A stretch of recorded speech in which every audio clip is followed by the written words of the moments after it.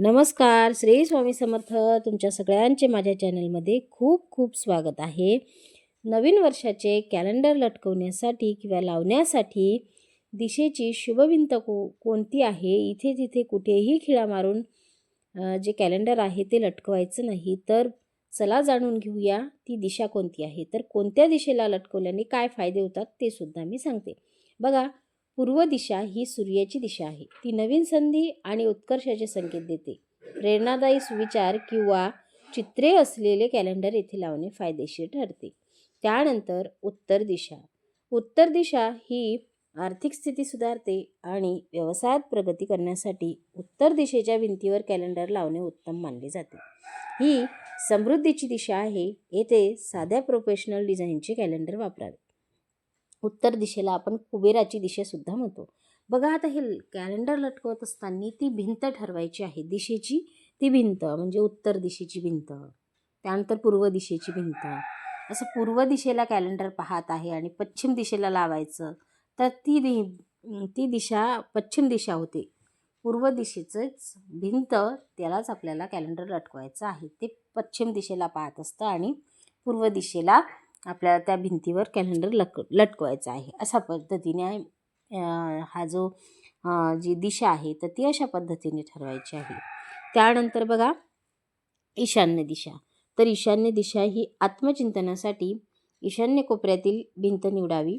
यामुळे मानसिक शांती मिळते. आध्यात्मिक फोटो असलेले कॅलेंडर येथे लावणे शुभ आहे.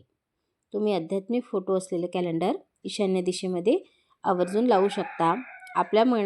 आपलं मन जर विचलित असेल तर अर्थातच ते शांत होते आणि मानसिक शांती मिळण्यास मदत होते. त्यानंतर नैऋत्य दिशा. तर नैऋत्य दिशा म्हणजे दक्षिण आणि पश्चिम यामधली दिशा. तर नात्यामधील ओलावा आणि प्रेम वाढण्यासाठी या दिशेच्या भिंतीवर कॅलेंडर लावावे. मनाला प्रसन्न करणाऱ्या आकर्षक फोटोचे कॅलेंडर या दिशेला आपण लावू शकतो. सकारात्मक ऊर्जा आपल्याला या दिशेमधून मिळत असते, म्हणून या दिशेला सुद्धा आपण कॅलेंडर लावू शकतो. त्यानंतर आहे पश्चिम दिशा.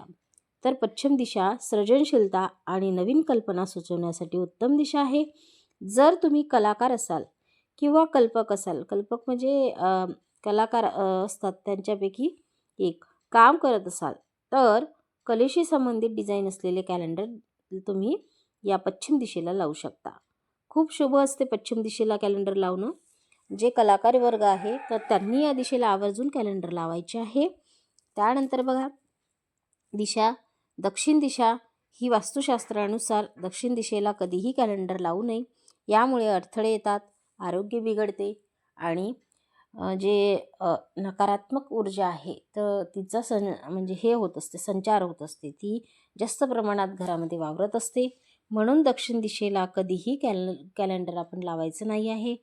शक्यता म्हणजे कशी असते बघा, नवीन कॅलेंडर आपल्याला घरात आल्याच्या नंतर जुनं कॅलेंडर आपल्याला टाकून द्यायचं असते.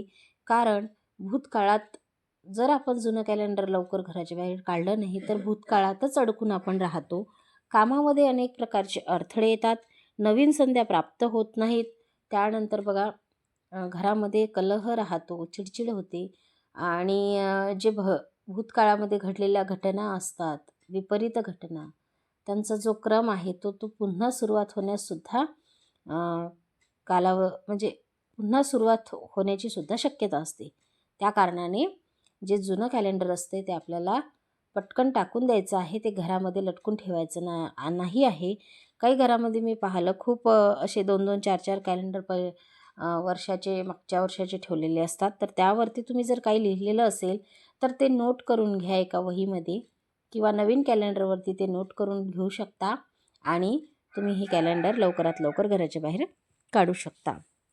त्यानंतर जर दरवाजा, खिडकी या ठिकाणी कॅलेंडर लटकवू नका. सकारात्मक ऊर्जेचा प्रवाह खंडित होण्यास सुरुवात होत असते. त्या कारणाने अशा दिशेंना सुद्धा कॅलेंडर लटकवायचं नाही आहे. खिडकीवर, एखाद्या भिंतीवर म्हणजे खिडकीच्या साईडला किंवा दरवाजावर असं लटकवायचं नाही. तर अशा पद्धतीची आजची माहिती होती. माहिती आवडल्यास चॅनलला लाईक, शेअर, सबस्क्राईब करायला मात्र विसरू नका. पुन्हा भेटूया एका अशाच नवीन माहितीसोबत.